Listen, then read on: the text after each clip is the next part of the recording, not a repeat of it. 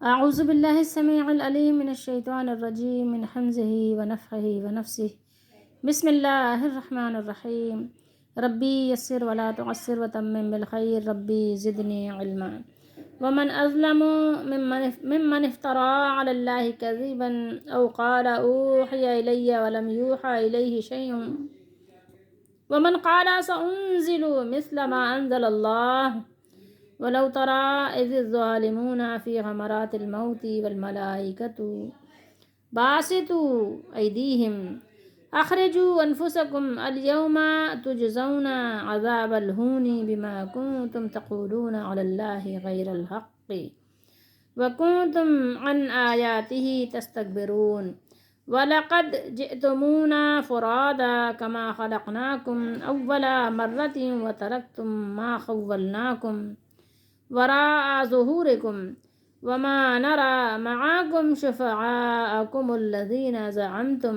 أنهم فيكم شركاء لقد تقطع بينكم وضل عنكم ما كنتم تزعمون إن الله فالق الحب والنوى يخرج الحي من الميت ومخرج الميت من الحي ذالکم اللہ فانا تؤفکون۔ یہ 3 آیات مبارکہ ہیں سورہ انعام کی 7واں سپارہ ہے، 93 سے 95 تک، 93 to 95۔ یہ ترجمہ ہے تفہیم القرآن سے۔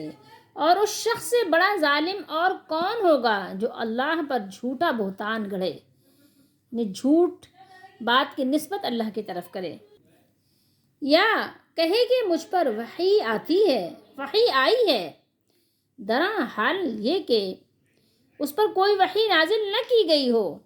مطلب یعنی جھوٹی بات کی نسبت کس طرح کر رہا ہے کہ اللہ نے اس پر وحی کی ہے، یعنی وہ نبی ہے، نعوذ باللہ، ٹھیک ہے، نہیں آپ یہ کہیے کہ جھوٹے نبی کے دعوے دار، ان کی بات ہو رہی ہے، یا جو اللہ کی نازل کردہ چیز کے مقابلے میں کہے کہ میں بھی ایسی چیز نازل کر کے دکھا دوں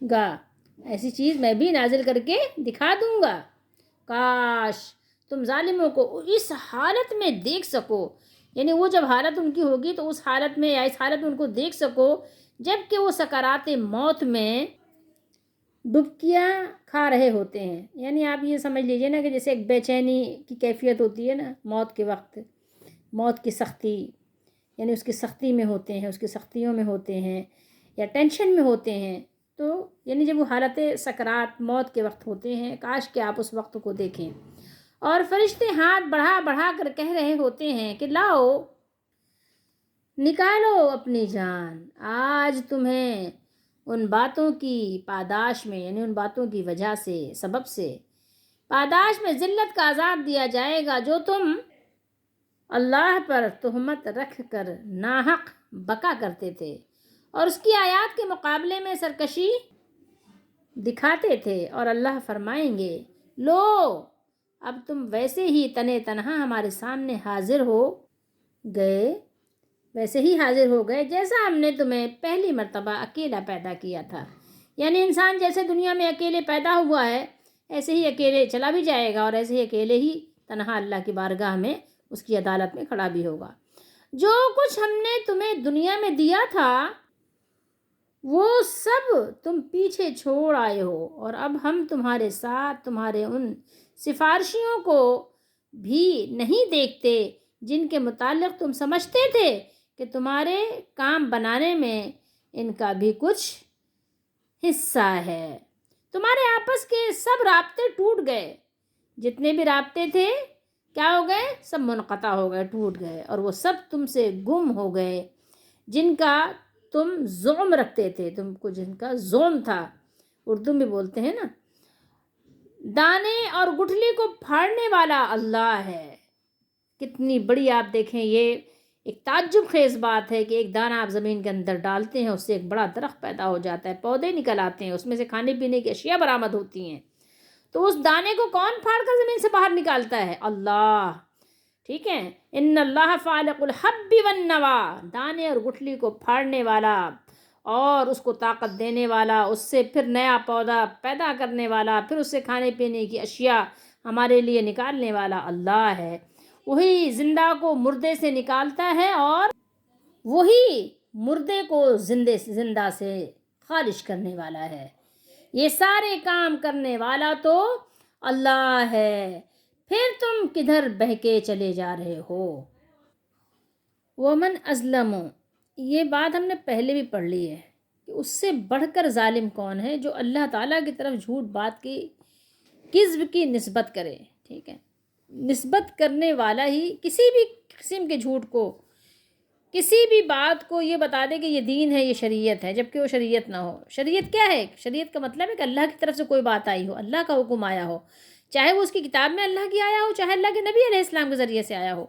اگر کسی بھی بات کو آپ دین بتا دیں تو وہ بہت بڑی بات ہے، یعنی جھوٹوں میں بہت بڑا جھوٹا ہے وہ۔ یہ بات ہم پہلے بھی پڑھ چکے ہیں، ابھی بار بار اللہ نے قرآن میں اس بات کو اللہ تعالیٰ نے بیان فرمایا ہے کہ وہ بات یعنی بہت ہی گندے قسم کے لوگ ہیں، جھوٹے اور ظالم لوگ ہیں، بہت بڑے ظالم ہیں کہ وہ اللہ تعالیٰ کی طرف جھوٹ بات کی نسبت کریں، اور جھوٹ بات میں جھوٹی باتیں، اور مزید اس میں یہ کہ سب سے بڑھ کر ظالم وہی ہوگا، اور اس جھوٹ میں بھی اس شخص سے بڑھ کر اور کوئی ظالم نہیں ہوگا جو اللہ تعالیٰ کی طرف جھوٹی بات منسوب کرے اور اس کے شریک بنا دے یا اس کا بیٹا بنا دے، یا یہ دعویٰ کرے کہ اللہ نے اسے رسول بنا کر بھیجا ہے، حالانکہ اللہ نے اسے رسول بنا کر نہ بھیجا ہو۔ اس کے علاوہ یہ کہے، کیا کہے؟ اوحی الیہ، نعوذ باللہ، کہ مجھ پر وحی آئی ہے، یعنی مجھ پر اللہ تعالیٰ نے وحی بھیجی ہے، استغفر اللہ۔ ومن قال سأنزل مثل ما انزل اللہ، ذرا غور کیجئے، جو یہ کہے کہ جس طرح کی کتاب اللہ نے نازل کی ہے اس طرح کی میں بھی نازل کر سکتا ہوں، نعوذ باللہ، یعنی جو یہ دعویٰ کرے کہ اللہ تعالیٰ کی طرف سے جو وحی نازل ہوئی ہے وہ بھی اس کے جواب میں اسی طرح کی وحی نازل کر سکتا ہے۔ قرآن مجید میں سورہ انفال میں آیت نمبر 31 میں اللہ نے فرمایا وَإِذَا تُتْلَى عَلَيْهِمْ آيَاتُنَا قَالُوا قَدْ سَمِعْنَا لَوْ نَشَاءُ لَقُلْنَا مِثْلَ هَذَا، اور جب ان کو ہماری آیتیں پڑھ کر سنائی جاتی ہیں تو کہتے ہیں یقیناً ہم نے سن لی، اگر ہم چاہیں تو اسی طرح کا کلام ہم بھی کہہ سکتے ہیں، نعوذ باللہ۔ آپ ذرا دیکھیے، ظالم تو آپ جانتے ہی ہیں کہ ہر طرح کا ظالم ہو، ٹھیک ہے، کوئی بھی ظالم ہو، ظالم کوئی بھی اللہ کو پسند نہیں ہے، لیکن ظالموں کی بھی قسمیں ہیں، گنہگاروں کی بھی قسمیں ہیں، مجرموں کی بھی قسمیں ہیں، یہ تو سب کو معلوم ہے نا کہ چھوٹا مجرم بھی ہوتا ہے، بڑا مجرم بھی ہوتا ہے، ٹھیک ہے، بہت بڑے بڑے مجرم بھی، جرائم پیشہ لوگ ہوتے ہیں، لیکن سب سے بڑا مجرم، سب سے بڑا ظالم وہ ہے جو اللہ کی طرف جھوٹ بات کی نسبت کرے اور شریعت میں دخل در معقولات کرے۔ اور اس فہرست میں سب سے پہلے وہ لوگ شامل ہیں جو اللہ کی کتاب کا انکار کریں اور جھوٹے دعوے کریں کہ وہ نعوذ باللہ نبی ہیں، نبوت کا دعویٰ کریں، وہ لوگ سب سے پہلے نمبر پر ہیں۔ اس آیت مبارکہ کی روشنی میں آپ کو پتہ چلتا ہے کہ یہاں پر اللہ تعالیٰ نے 3 قسم کے لوگوں کا ذکر کر کے یہ بتایا ہے کہ ان سے زیادہ اپنے حق میں کون ظالم ہو سکتا ہے، خود اپنے اوپر ہی ظلم کر رہے ہیں، دیکھیں اللہ تو پاک ہے۔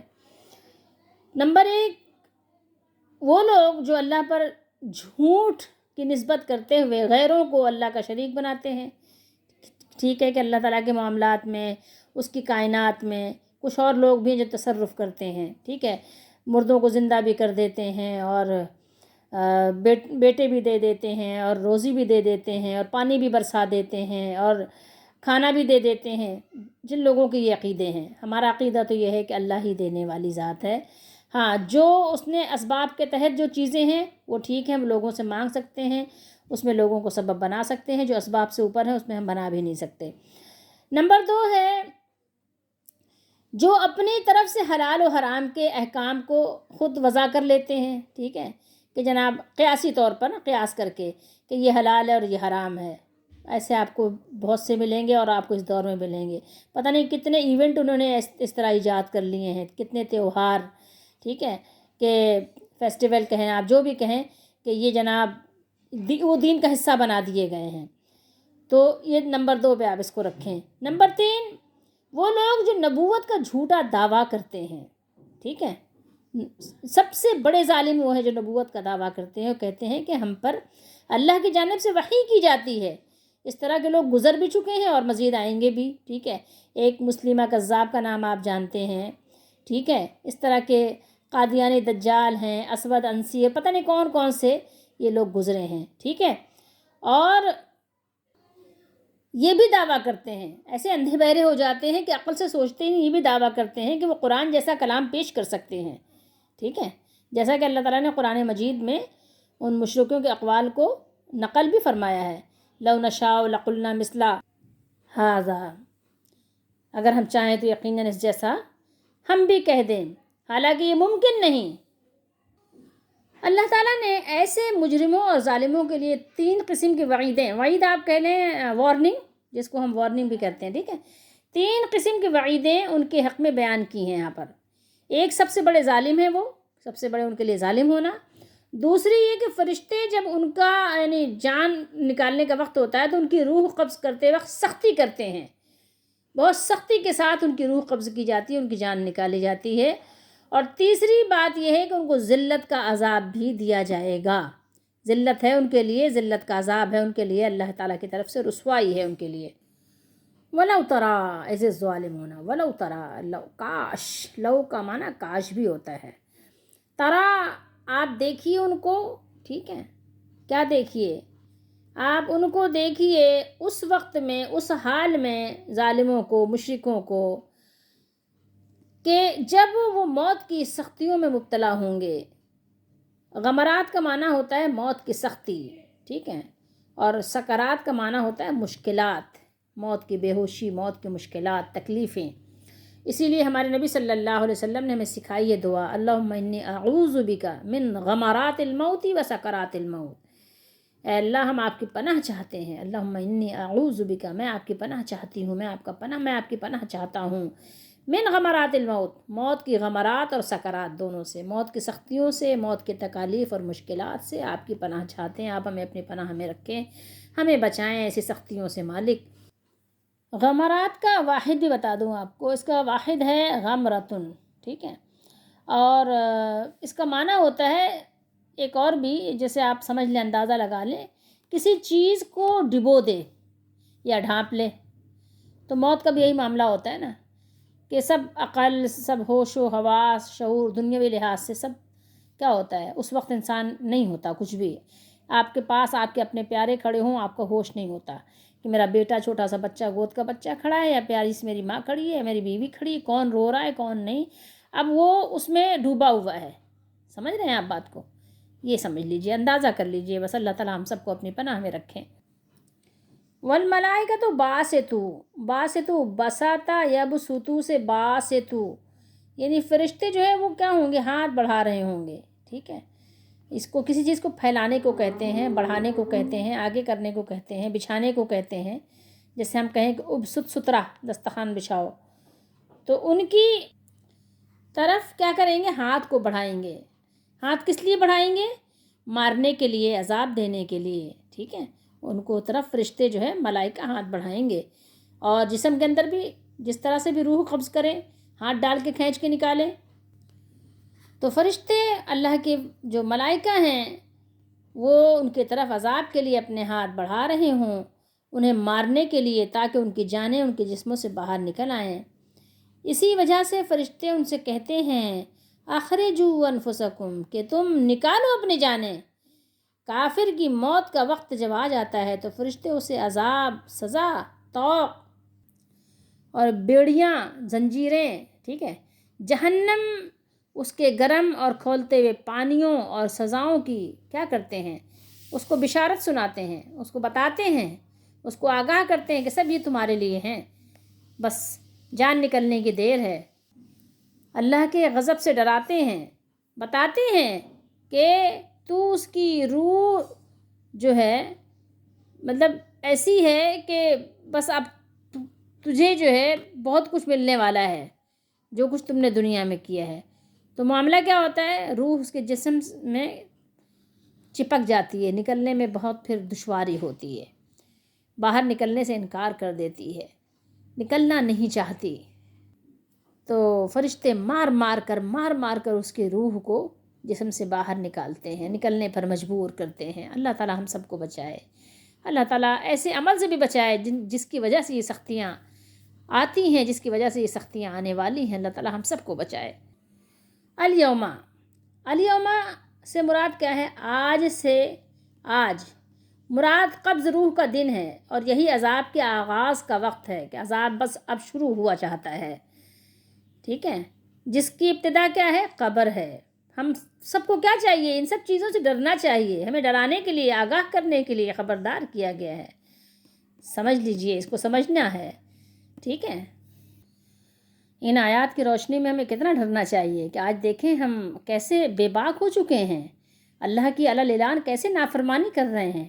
کیا بھول گئے ہیں کہ جوانی ہمیشہ نہیں رہے گی؟ کیا بھول گئے ہیں یہ طاقت ہمیشہ نہیں رہے گی؟ یہ طاقت کا نشہ بھی ہمیشہ نہیں رہے گا۔ بھول گئے ہیں یہ دولت ہمیشہ نہیں رہے گی۔ کھانا ہوگا کھا نہیں سکیں گے، آنکھیں ہوں گی دیکھ نہیں سکیں گے، زبان ہوگی بول نہیں سکیں گے، پاؤں ہوں گے چل نہیں سکیں گے، ہاتھ ہوں گے پکڑ نہیں سکیں گے۔ کیا بھول گئے کیا اس وقت کو؟ یاد کرو، یاد کرو، یہ موت کی سختیاں بھی آنے والی ہیں۔ فرشتے کہیں گے اخرجوا انفسکم، نکالو تم اپنی جانیں، آج تم کو ذلت کے عذاب کی سزا دی جائے گی، اس لیے کہ تم اللہ پر ناحق باتیں کرتے تھے، تم نے خواہ ناحق امیدیں لگا لی تھیں کہ پیر صاحب بچا لیں گے، فلاں سادھو بچا لے گا، فلاں جوگی بچا لے گا، فلاں مندر بچا لے گا، فلاں مزار بچا لے گا، لہٰذا اللہ تعالیٰ پر جھوٹ بولتے تھے تم، اللہ تعالیٰ پر جھوٹ بولنے کی سزا کے طور پر آج تمہیں حد درجے ذلیل و خوار کر دیا جائے گا، کیونکہ تم تکبر کرتے تھے، تم مانتے ہی نہیں تھے، تم کہتے تھے یار عیش کرو، کیا ہے بچوں کی خوشی کا وقت ہے، میوزک بجاؤ نا، ڈانس کرو نا، ناچو نا، آج خوشی کا دن ہے، تو خوشی کا دن ہے نا، تو وہ دن بھولو نہیں، وہ دن بھی آنے والا ہے جب گھر میں موت کا دن ہوگا، جب سوگ ہوگا، جب عورتیں رو رہی ہوں گی، اور اللہ تعالیٰ کی آیات، اس کے رسولوں کی پیروی سے جو تم انکار کرتے تھے نا، آج اس کی وجہ سے، اسی سبب سے آج تمہیں ذلت کا عذاب دیا جائے گا۔ بھولو مت، یاد رکھو۔ بہت سی متواتر احادیث میں مومن اور کافر کی موت کے وقت کی کیفیت کو بیان کیا گیا ہے، لیکن مومن کے لیے بشارت بھی ہے، تو ایمان والے بن جاؤ، اللہ میں مومن والا بنا دیجئے۔ مومن والا سورہ ابراہیم میں اللہ تعالیٰ نے بڑا خوبصورت یہ کہنا چاہیے کہ ایک مژدہ سنایا ہے مومنوں کو۔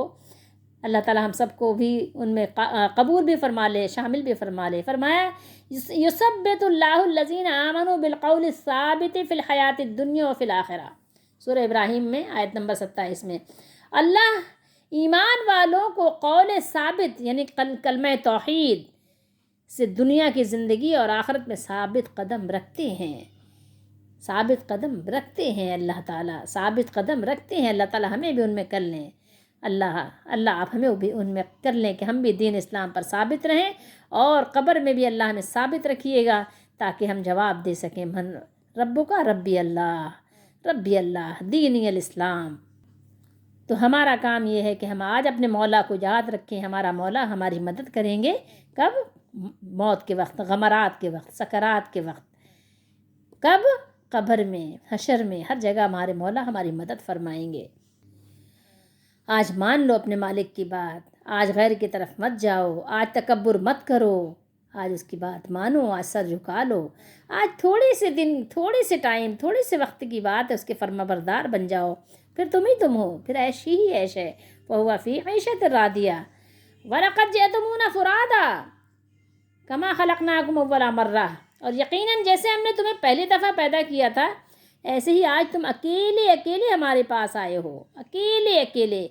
یہ ان سے قیامت کے دن کہا جائے گا، جیسا کہ اس نے فرمایا وَعُرِضُوا عَلَىٰ رَبِّكَ صَفًّا لَقَدْ جِئْتُمُونَا كَمَا خَلَقْنَاكُمْ أَوَّلَ مَرَّةٍ، سورہ کہف میں پڑھتے ہیں نا، اور سب آپ کے رب کے سامنے صف بستہ پیش کیے جائیں گے، تو ہم ان سے کہیں گے جس طرح ہم نے تمہیں پہلی بار پیدا کیا تھا، یقیناً اسی طرح آج تم ہمارے سامنے آئے ہو، جیسا کہ ہم نے تمہیں ابتدا میں پیدا کیا تھا، اسی طرح ہم نے تمہیں دوبارہ اٹھا کھڑا کیا ہے، حالانکہ تم اس کا انکار کرتے ہوئے اسے بہت بعید، بہت تم ناممکن جانتے تھے، مگر دیکھ لو یہ قیامت کے دن آ گیا ہے نا، لو دیکھو تمہارے سامنے ہے۔ فرادا، آپ اردو میں بولتے ہیں نا فرد، فردن، ایک فرد، دو فرد، ٹھیک ہے، فردن فردن، تو یہ وہی فرد ہے۔ فرادا اصل میں فرد کی جمع ہے، فرد ایک کو کہتے ہیں، فرادا اس کی جمع ہے۔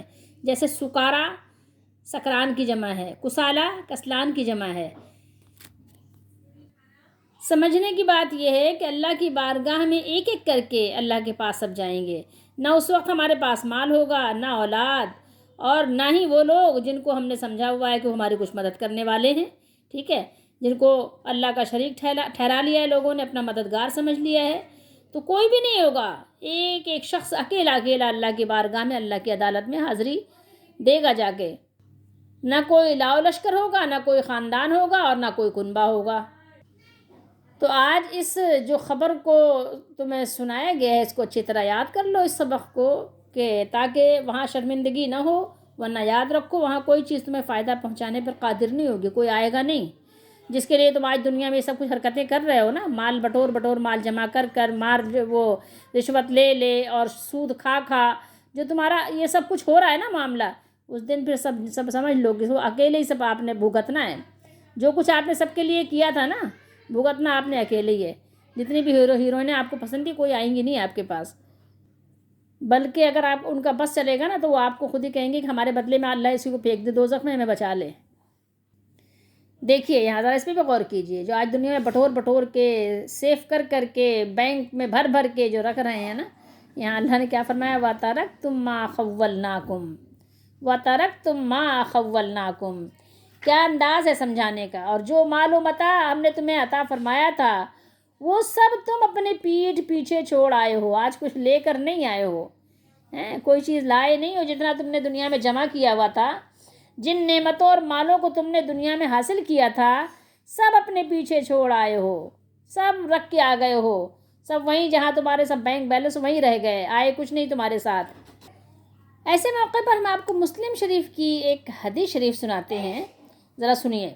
رسول اللہ صلی اللہ تعالیٰ علیہ وآلہ وسلم نے ارشاد فرمایا، یقول ابن آدم مالی مالی، قال وهل لك يا ابن آدم من مالك إلا ما أكلت فأفنيت أو لبست فأبليت أو تصدقت فأمضيت وما سوى ذلك فهو ذاهب وتاركه للناس۔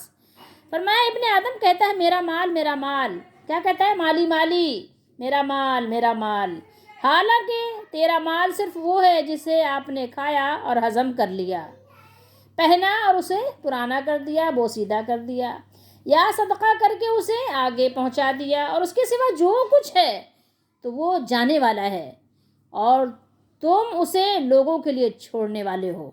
کیا کرو گے؟ جو کچھ بچ رہے گا چھوڑ کر مر جاؤ گے نا، حساب تم نے دینا ہے، عیش پیچھے والوں نے کرنا ہے۔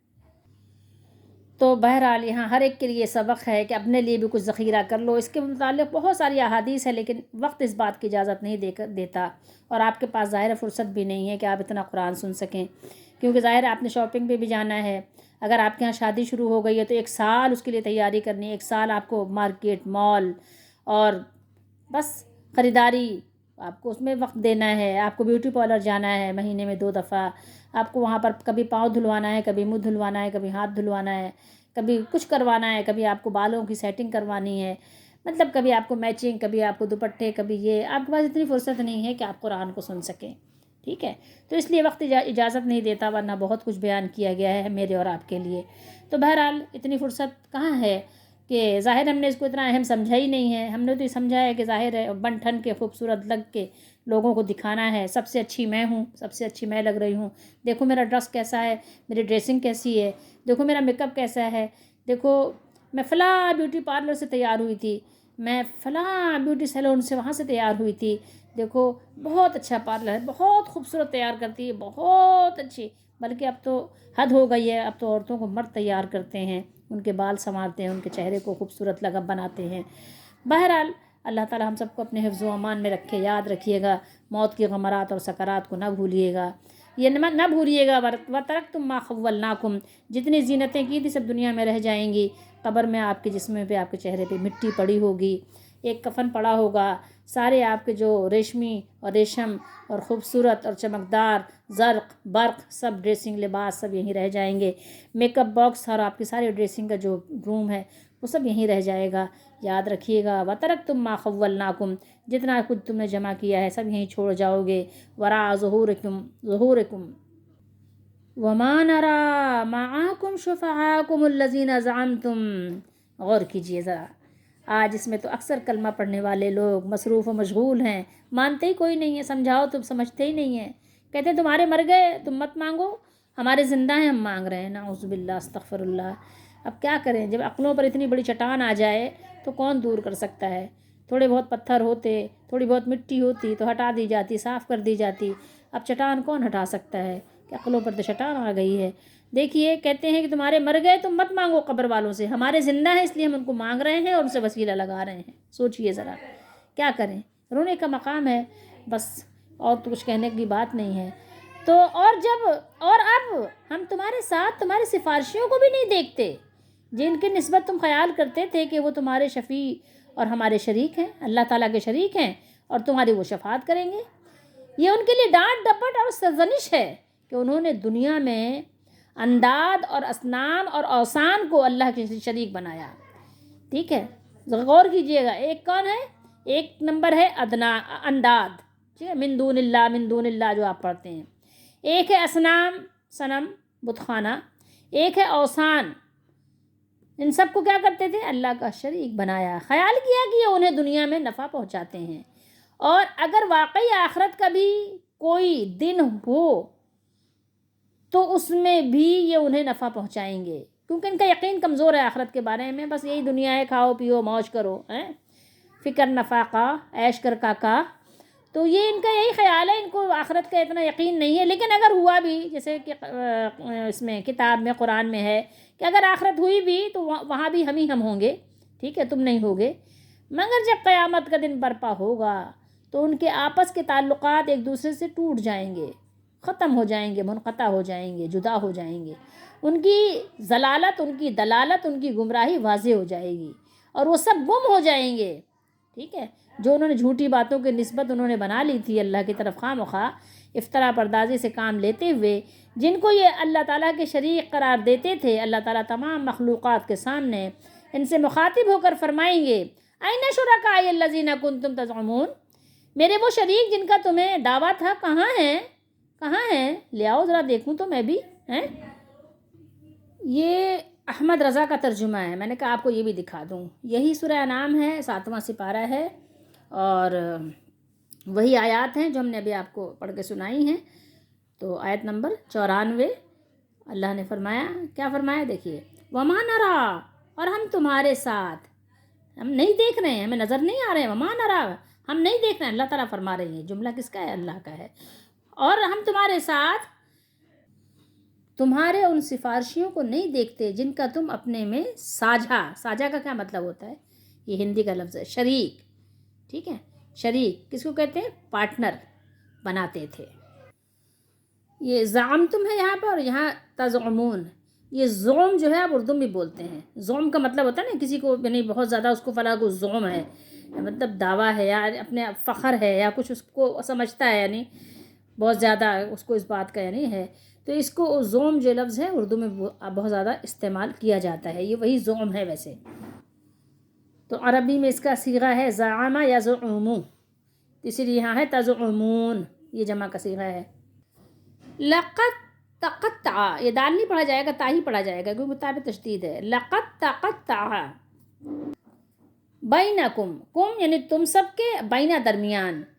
ٹھیک ہے، یعنی بے شک تمہارے آپس کے جو تعلقات تھے ان کی ڈور کٹ گئی، تعلقات ختم ہو گئے آپس کے. قیامت کے دن ظاہر اب ایک دوسرے کے دشمن بن گئے، اب کوئی دوستی نہیں رہ گئی. تمہاری جماعت منتشر ہو گئی اور تمہارے آپس کے تعلقات اور اسباب اور وسائل سب کیا ہو گئے؟ منقطع ہو گئے. وَضَلَّ عَنْكُمْ مَا كُنْتُمْ تَزْعُمُونَ، اور جو دعوے تم کیا کرتے تھے سب جاتے رہے، سب غائب ہو گئے. بتوں اور اللہ کے شریکوں سے تم نے جو امیدیں لگا رکھی تھی وہ سب ختم ہو گئیں. اب تو تم بے آس و بے آسرا ہو گئے، بے یار و بے مددگار ہو گئے، کیونکہ تم نے اللہ کو چھوڑ دیا تھا، اللہ کے علاوہ لوگوں کو اپنا کارساز بنا لیا تھا. تو آج وہ سب ظاہر ہے، آج تو کسی کام کے نہیں ہے، کیونکہ جب اللہ راضی نہیں تو پھر کوئی بھی نہیں. یہی وہ آیات ہیں جو اتنی صاف بیان ہوئی ہیں کہ جس سمجھنے والا آرام سے سمجھ سکتا ہے، لیکن وہ علماء سو اس کو پکڑ پکڑ کے روکتے ہیں پڑھنا مت، کیونکہ پڑھو گے تو کیا ہوگا، صحیح راستے پہ آ جاؤ گے تو ان کے نزدیک کیا ہوگا کہ تم گمراہ ہو جاؤ گے. اس لیے وہ کہتے ہیں قرآن پڑھو ہی نہیں، اس کا ترجمہ نہ پڑھو. اگر پڑھنا ہے زیادہ سے زیادہ تو جو عربی کے الفاظ ہیں وہ بس اس کو ادا کر لو، بس ترجمہ مت پڑھو. ترجمہ پڑھو گے تو معاملہ ان کا خراب ہو جائے گا، پھر ان کے پاؤں کون چومے گا، پھر ان کو نذرانے کون دے گا، پھر ان کو سر پہ کون بٹھائے گا، پھر ان کو مرغے کون کھلائے گا، پھر ان کے لیے دیغیں کون چڑھائے گا، پھر ان کے عرس میں فاتحہ خوانی کے لیے نذرانے کون لائے گا، پھر تو ساری ان کی دکانیں بند ہو جائیں گی. اس لیے بیٹھے بٹھائے اتنا ان کو کھانے پینے کو مل رہا ہے، تو اس لیے قرآن کا ترجمہ نہیں پڑھنا. اگر پڑھو گے تو ظاہر ہے پھر ان کی دنیا وہ ہو جائے گی، بہت سونی ہو جائے گی، ان کی لٹیا ڈوب جائے گی اور ان کے جو ہے گھر اندھیرے ہو جائیں گے. اس لیے قرآن کا ترجمہ نہ پڑھو. اسی لیے وہ لوگ کہتے ہیں ان اللہ فالق الحب والنوا. یہ دیکھیے یہاں پر جب آیات جو شروع ہو رہی ہیں اللہ تعالیٰ کے بے مثال بے انتہا قدرت اور اس کی کاریگری، اس کی صنعت کاری کا بیان شروع ہو رہا ہے. اللہ تعالیٰ دانے نے، جو آپ اس کو کہتے ہیں نا حب، حب یعنی دانہ، اور گٹھلی، ٹھیک ہے، نوات، نوا کی جمع ہے. حب ایک دانہ کاشتکار کھیتی کرنے والا زمین میں کیا کرتا ہے، دبا دیتا ہے، زمین کے تہہ میں ڈال دیتا ہے، پھر اس کی دیکھ بھال کرتا ہے، پھر اس کو پھاڑ کر نکالنا کس کا کام ہے، کھیتیوں کو سرسبز و شاداب کرنا کس کا کام ہے، بتائیے، پتہ ہے کوئی ہے اللہ کے سوا؟ اللہ کی ذات ہے کہ جو مختلف قسم کے غلوں اور پھلوں کے درخت ان سے پیدا فرما دیتے ہیں. کیا اللہ کے سوا کوئی اور بھی ہے جو یہ کام کرتا ہو یا کر سکتا ہو؟ نہیں، ہرگز نہیں. دانے اور گٹھلیوں سے درخت لگا دینا، درخت اگا دینا جس میں زندگی ہوتی ہے اور وہ بڑھتا ہے، پھیلتا ہے اور پھل یا غلہ دیتا ہے. وہ خوشبودار رنگ برنگ کے پھول ہوتے ہیں جن کو دیکھ کر، سونگھ کر انسان خوش ہوتا ہے، فرحت و انبساط محسوس کرتا ہے. بتائیے کون ہے؟ انڈے سے انسان، انڈے سے آپ دیکھیں کیسے اللہ تعالیٰ جو ہے یعنی وہ ایک چوزا جاندار پیدا کر دیتا ہے، اور ایسے انسان سے اللہ تعالیٰ انسان، حیوانات پیدا کرتا ہے.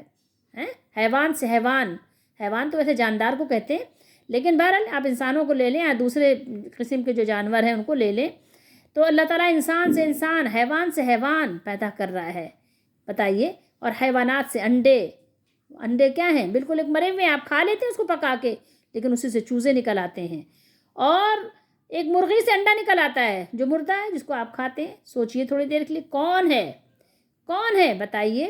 تو یہ جو سارا کچھ یہ جس کی وجہ سے ہو رہا ہے وہ اللہ ہے.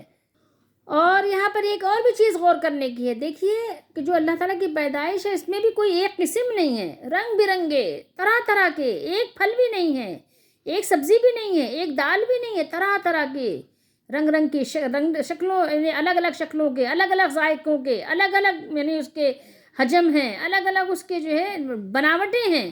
آپ سوچئے ذرا، دانے اور گٹھلی کو پھاڑنے والا کون ہے؟ کون ہے؟ وہی جاندار کو بے جاندار سے نکال دیتے ہیں اللہ تعالیٰ ہے.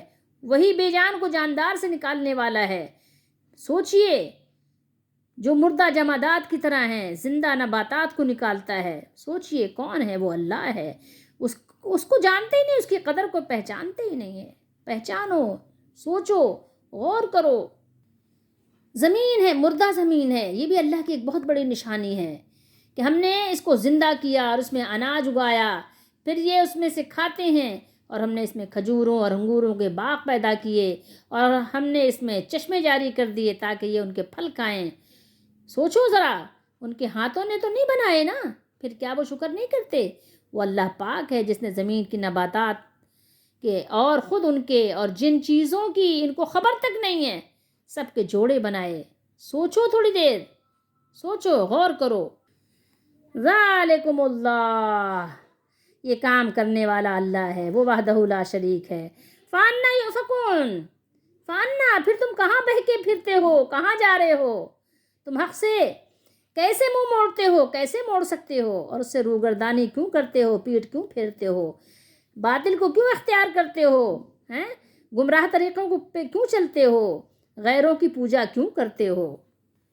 وہ ہمارا مولا ہے جو سارے یہ کام کرتا ہے، اور وہی اس بات کا حقدار ہے کہ صرف اس کی عبادت کی جائے، اس کے غیر کے سوا کہیں پہ بھی نہ جھکا جائے، کسی سے بھی نہ مانگا جائے۔ یہاں ہم نے 3 آیات تلاوت کی ہیں، اس میں ہمارے لیے سبق کیا ہے؟ اب ہمیں اپنا سبق بھی اس میں سے دیکھ لینا چاہیے کہ دیکھیے اللہ تعالیٰ نے تمام ان گستاخوں اور بے باکوں کے حسرتناک انجام کا یہاں پر ذکر کیا، بیان کیا اور ڈرایا، اور موت کی سختی کا بھی اللہ تعالیٰ نے یعنی ذکر کیا، ان تکلیفوں کو بھی بیان کیا، اور ہمیں اللہ تعالیٰ نے عبرت کی آنکھیں کھولنے کے لیے کہا کہ اپنی عبرت کی آنکھیں کھولو اور اپنے اس حالت پر ترس کھاؤ، اپنے آپ پر رحم کرو اس وقت کے آنے سے پہلے کہ جب تم اللہ کی بارگاہ میں اکیلے جا کر کھڑے ہوگے، کوئی بھی تمہاری طرف سے وکالت کرنے والا، کوئی بھی وکیل، کوئی بھی تمہارا کام بنانے والا، کوئی نصیر نہیں ہوگا۔ اس وقت سے ڈرو، تنے تنہا ہوگے، بے یار و مددگار ہوگے، رب ذوالجلال کے دربار میں پیش کیے جاؤ گے، اور جتنے تمہارے جھوٹے دعوے دار تھے سب تم سے غائب ہو جائیں گے، تمہارے گہرے تعلقات اور بڑی بڑی توقعات سب ختم ہو کر رہ جائیں گی۔ تو سوچو اس وقت کے آنے سے پہلے اگر توبہ کر لو، اپنے اعمال کو درست کر لو، اور اپنے آپ کو اپنے مولا کی طرف رجوع کر لو، لوٹا لو، واپس کر لو، تو تمہارا کیا نقصان ہے؟ فائدہ ہی فائدہ ہے۔ اللہ تعالیٰ کا احسان بھی ہے کہ ابھی زندگی باقی ہے، اگر ورنہ مر گئے ہوتے اس سے پہلے اسی حال میں تو کیا کرتے؟ دیکھو اس نے توبہ کا موقع دیا ہے، دیکھو سوچو تھوڑی دیر کے لیے، اللہ تعالیٰ کی قدرت کاملہ پر غور کرو، ٹھیک ہے؟ وہ اللہ کے جو یعنی ہر وقت ہمارے مشاہدے میں ہیں، وہ کرشمے جن کا ہم ہر وقت مشاہدہ کرتے ہیں، یعنی وہاں پر اللہ تعالیٰ نے یہاں ذکر کیا ہے، تو اس میں غور و فکر کرنے کی دعوت بھی دی ہے، اور پوچھا بھی ہے کہ اے عقل والو، یا تمہارے پاس اگر نہیں عقل ہے تو ذرا عقل سے سوچو تو صحیح، عقل کے دشمنوں، عقل کی جو پھپھوندی ہے اس کو ہٹاؤ تو صحیح، ذرا اپنی عقل کو دھوپ تو لگاؤ، اپنی عقل کو کھولو تو صحیح، عقل کے دروازے کھولو، یہ بتاؤ کہ عبادت کے لائق کون ہے؟ وہ ذات والا صفات ہے جس کی قدرت کے یہ کرشمے ہیں جو تمہیں نظر آ رہے ہیں، کہ وہ خشک دانے اور سخت گٹھلی کو چیر کر اس سے سرسبز پودے اور بلند و بالا درخت اگاتا ہے، بڑے بڑے خوبصورت میٹھے ذائقے دار رسدار پھل تمہیں کھلاتا ہے، یا وہ بے بس اور بے جان پتھر، یا وہ درخت، یا وہ موم، یا وہ مزار کے پتھر، یا وہ مزار، یا وہ قبر، قبر والوں نے بھی کچھ بنایا ہے؟ بتاؤ، جن کو کچھ خبر بھی نہیں ہے بیچاروں کی، جو کچھ اپنے آپ کو نہیں بنا سکتے، کسی اور کو کیا بنائیں گے؟ اپنی بیماری دور نہیں کر سکتے، اپنی موت کو تاخیر نہیں کر سکتے، ٹال نہیں سکتے، بتائیے تو گندم کیا اگائیں گے؟ گندم کے دانے کا کیا وہ چیر کر، گندم کے دانے کا دل چیر کر وہ کس طرح گندم کا پودا نکالتے ہیں؟ کیسے نکال سکتے ہیں؟ جس کی کئی بالیاں ہوتی ہیں، تو وہ اپنی بیماری نہیں، اپنا ایک رواں دور نہیں کر سکتے، ان کو تو یہ طاقت نہیں، اپنا ایک رواں نہیں اگا سکتے۔ سوچو، اگر ہاتھ نہ ہو تو کچھ اٹھا نہیں سکتے، اگر اللہ ہاتھ ہی ان کا شل کر دے، فالج ڈال دے ان پر، سوچو یہ سینکڑوں دانے مضبوط غلافوں میں لپٹے ہوئے ظاہر ہوتے ہیں جو تمہیں نظر آ رہے ہیں، سب کچھ اس پر غور کرو، غور کرنے کی دعوت دی جا رہی ہے۔ یہ سب کچھ اس چھوٹے سے دانے میں سے کیوں کر نکلا، کیسے نکلا، کس نے نکالا، کس کے لیے نکلا، اور اب تک اس میں کیوں کر سمٹا رہا؟ آم کی چھوٹی سی گٹھلی سے اتنا بڑا درخت کیسے پیدا ہو گیا؟ اگر انسان اسی میں تأمل کرے تو حقیقت روشن ہو جاتی ہے۔ اللہ تعالیٰ کی قدرت کا دوسرا اعجاز بے جان انڈے ہیں، غور کرو، جاندار مرغی اور قطرے آب سے زندہ انسان، ذرا غور تو کرو، کیوں نہیں غور کرتے؟ کب کرو گے غور؟ قبر میں جا کے؟ پھر کیا فائدہ ہوگا؟ اے حضرت انسان، تم پر تعجب ہے کہ اس مالک کو چھوڑ کر دوسرے کو اس کے برابر کا سمجھتے ہو، دوسرے کو بھی اس کا شریک سمجھتے ہو، دوسرے کو بھی اس لائق سمجھتے ہو کہ اس کا بھی کوئی تصرف ہے کائنات میں؟ نہیں، ہرگز نہیں ہے، اس کی کوئی سند نہیں ہے ہمارے پاس، اگر سند ہوتی تو ہم مان لیتے، ہمارے پاس کوئی دلیل نہیں ہے، نہ نبی علیہ السلام نے بتائی، نہ قرآن نے بتایا۔ اپنی طرف سے دین میں دیکھو کوئی شراکت نہ کرو، دیکھو یہ بہت بڑا جھوٹ ہے، یہ بہت بڑا ظلم ہے، اپنے اوپر ظلم مت کرو، اللہ کا کچھ نقصان نہیں ہوگا، نقصان تمہارا ہوگا۔ اس وقت کے آنے سے پہلے توبہ کر لو، سدھار لو اپنے آپ کو، ابھی بہت غنیمت ہے تمہارے پاس موقع، ورنہ جب موقع ہاتھ سے نکل جائے گا پھر اب پچھتائے کا ہو جب چڑیا چگ گئی کھیت۔ سوچو، غور کرو، اللہ سے استغفار کرو، اور رو گڑ گڑاؤ اور اللہ سے ہدایت مانگو کہ اللہ مجھے ہدایت دے، اللہ مجھے ہدایت دے، مجھے قرآن کی سمجھ دے، مجھے سنت کی سمجھ دے، مجھے سیدھے راستے کی سمجھ دے، اللہ مجھے سمجھ دے، مجھے سمجھ کر قرآن پڑھنے کی توفیق دے، اس پر عمل کی توفیق دے، اس پر یقین کی توفیق دے، اللہ اس پر ہمارا ایمان کامل کر دے، اسی پہ زندہ رکھ، اسی پر موت دے، آمین۔